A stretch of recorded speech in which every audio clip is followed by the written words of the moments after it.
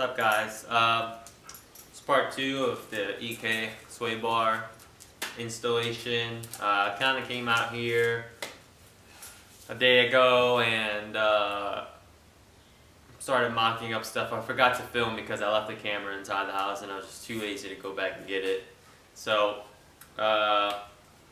previously I got the 2 lower control arms in. Well, I put the passenger side lower control arm all the way up in there. I went to go bolt in my coilover and I forgot totally that I remember one day I took it to work and I started beating out the bushing for it and I totally didn't even realize it while I was putting it in.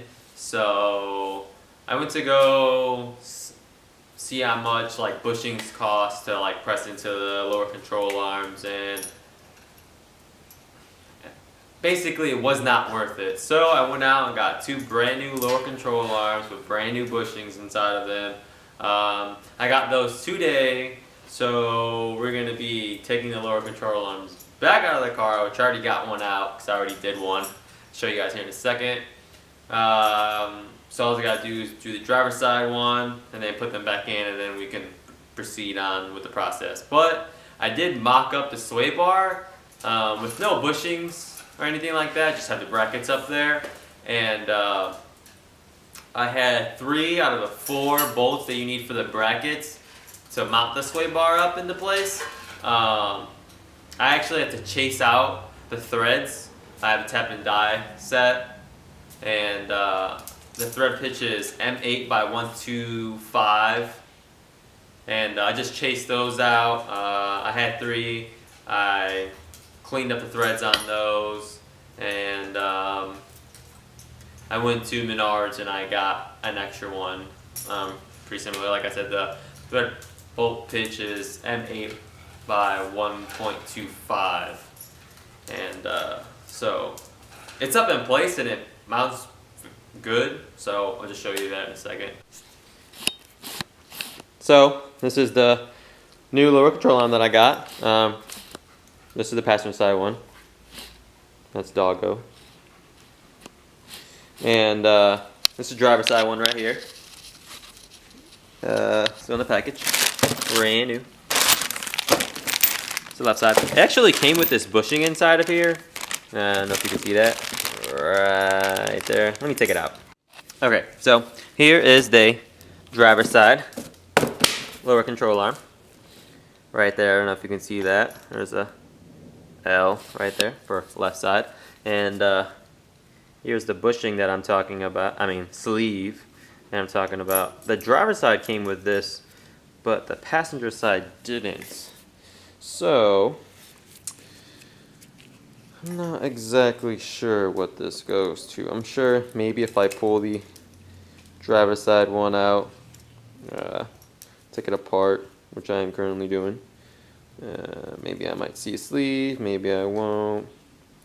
Don't really know. But I got nosy here.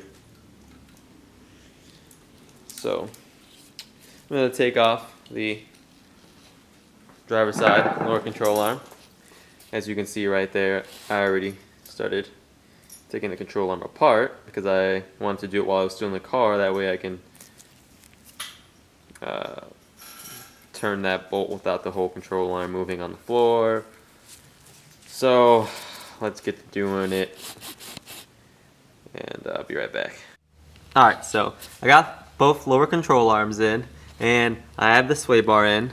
The sway bar goes right above, over the exhaust, right into like, let me see if you can see, so this little area up here. While mounting the sway bar and the stabilizer links to your control arms, you want to leave these bolts loose that mount up the sway bar, so that way you can turn it. And as you can see, I have the sway bar mounted into place right there with the stabilizer link, and Bought the stabilizer link from Napa, I think it was. And this is exactly how it goes. Make sure you put it just like this. You got the bolt that goes all the way through it. You want the spacer right here, then the bushing, and then your stabilizer link goes right in between this. Then your other bushing, got the washer, then you got this spacer. Then you put this washer, then this spacer goes through the lower control arm, and then this one under it, and then the bolt. You want to make sure you put it exactly like this. Lower control arms, stabilizer bar or sway bar, and stabilizer links, they are officially in. Let me show you. So, as you can see, right there, boom, you will see, oh, this connector's in the way. Move that. Okay, right there. If you can see, sway bar links are in. Boom. My GX Civic hatchback has a sway bar in the front. So excited. This is a stock coupe, 1999 Honda Civic. I think it was the EX. I'm pretty sure it was EX. EX sway bar inside the hatchback. Super excited. I plan on doing the rear one later on. Honestly, the car's been down so long I can't even remember what it feels like to drive it. So I'm sure once I start driving it again, I wonder if I'll notice a difference. I don't want to like get in the car and be like, oh yeah, I totally can feel the difference between sway bar and no sway bar.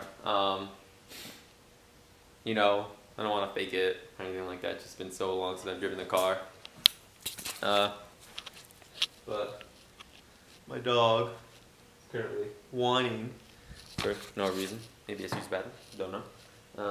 But the installation is complete. Let me just show you guys once again. Alright, so I have the tie rod end off of the car so you can get a better angle. But there it goes. It goes bolt, spacer, bushing, sway bar, bushing, washer, spacer, washer, bushing, and then